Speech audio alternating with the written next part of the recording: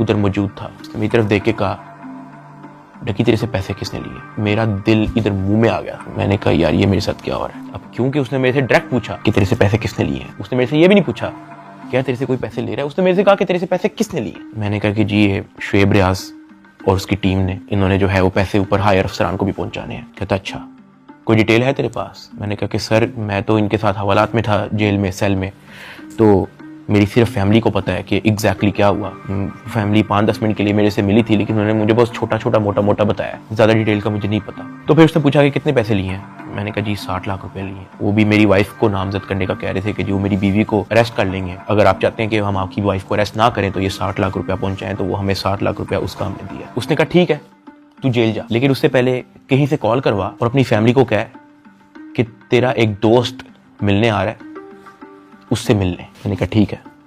मैंने कहीं से मोबाइल अरेंज किया, मैंने फटाफट मामा को कॉल की। मुझे सिर्फ मामा का नंबर याद था। मैंने उनको कहा कि मेरा एक दोस्त आएगा, उससे मिलने। बिग ब्रदर वहां से चला गया। 5-10 मिनट के बाद मुझे भी पुलिस के डाले में बिठाया और मुझे जेल ले गए। डकी भाई को जो है तकरीबन 22 रोज़ा जिस्मानी रिमांड के बाद जब अदालत में पेश किया गया तो अदालत ने गुज़श्ता रोज जो है डकी भाई को जुडिशल रिमांड पर जो है वो जेल भेज दिया। देख सकते हैं कि डकी भाई को जो है वो जेल मुंतकिल किया जा रहा है। 9 सितंबर 2025 को मुझे जेल भेज दिया जाता है। मैंने अपनी ज़िंदगी में वहमो गुमान में भी नहीं सोचा होना कि मेरी ज़िंदगी में ये दिन भी आएगा। जब मैं जेल जाता हूँ सबसे पहले तो मेरी चेकिंग होती है, बालों के अंदर, अंडर आर्म्स, आपकी नाक के अंदर भी देखते हैं वो, आपके कान के अंदर, आपके मुंह के अंदर, आपके लिप्स ऊपर करके आपकी ज़ुबान निकाल के। चेकिंग होने के बाद मुझे लेके जाया जाता है मेरे सेल की तरफ, जिसको जेल की ज़ुबान में चक्की कहते हैं। जेल के सेल का साइज़ आप ऐसा समझो कि कुछ 6 से 7 टाइलें हैं ना, उतना साइज़ होगा उसका, या फिर एक किंग साइज मैट्रेस अगर एक अंदर पड़ा हो तो वहाँ पे और मजीद जगह नहीं है। ये जेल के सेल का साइज होता है। कॉर्नर पे जो है